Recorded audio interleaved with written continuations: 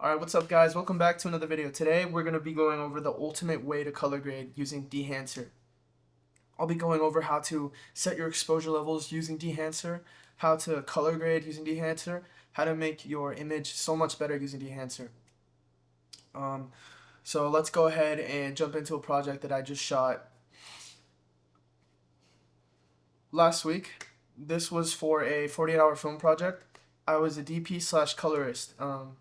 So let's go ahead and jump into this project and use Dehancer to make it look even better. Okay, so let's go ahead and open our project and let me make a new timeline and let's call this color timeline. So in our color timeline, we're going to drag in all of our footage. Let's go ahead and put in our footage. Let's align it. And let's go right into our color page. So let's select the clip.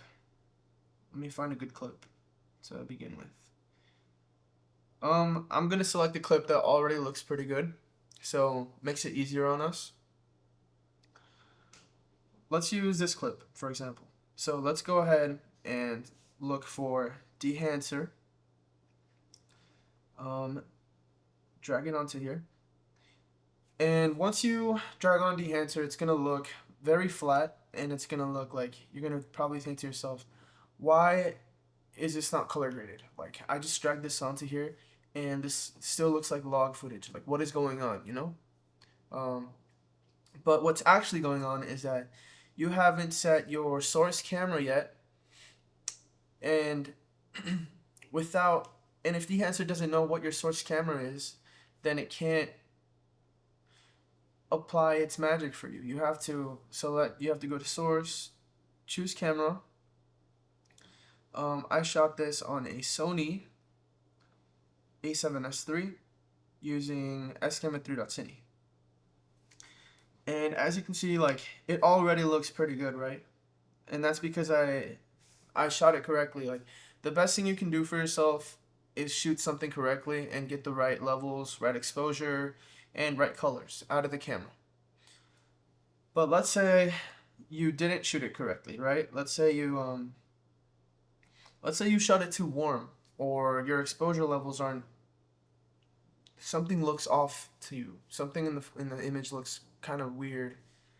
So what you want to do is you go to your monitor, you open your false colors, and your false colors is going to tell you everything you need to know.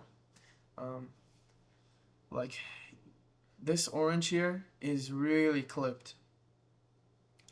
It's still salvageable if I dragged down my exposure, but I would lose information because the dynamic range of the camera isn't the best. It isn't like an ARRI Alexa with its 15 stops. It's just a Sony a7S III, 13 stops, which is still a lot, but it's not the same.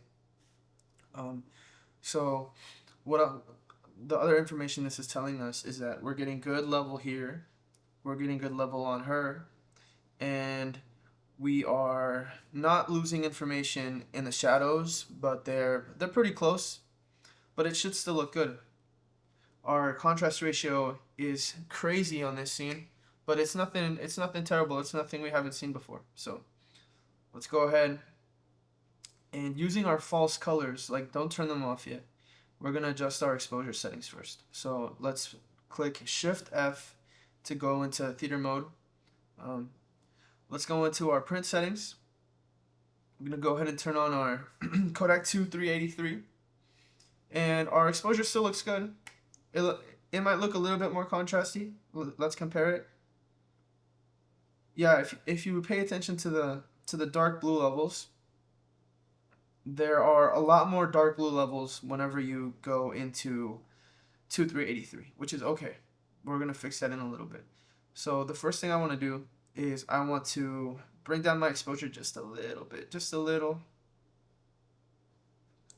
until we don't have as much pink on the skin, because pink is around 60 RRE, and I usually like to keep my key light around 50 to 40. A stop over or a stop under is as far as I will usually go. And let's say you still have too much dynamic range in your scene. Like it's still looking too contrasty, too dynamic. So we would go into our film compression, enable it, and if you take a look, it already does so much. It takes down all that yellow over here. It took it down so much. And if we bring down our tonal range, it'll go even further. But the only downside of doing that is, let's turn off our false colors, is that it also decreases your contrast, which is what we want in this scene. But maybe you don't always want that. But yeah, that's how you would fix a poorly exposed shot in Dehancer. And there's other tools that we can use in here too, like our push and pull. Pull makes it less contrasty, push makes it more contrasty. I like to leave it in the middle for this one, for this shot specifically.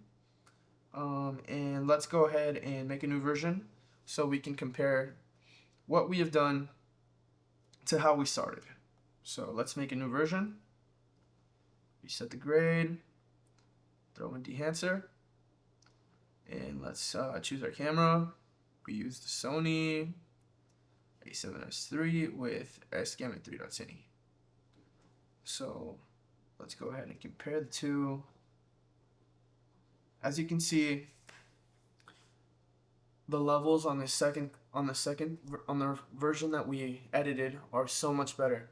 They're not as contrasty and they're not as overexposed.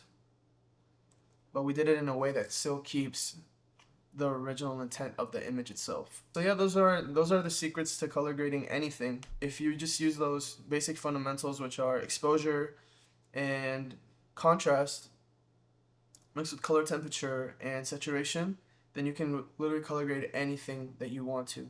Then it's just a matter of eye and preference. Keep playing around with your exposure, keep playing around with your saturation and your contrast, and that's how you're going to figure out how to really improve it in your color grading journey.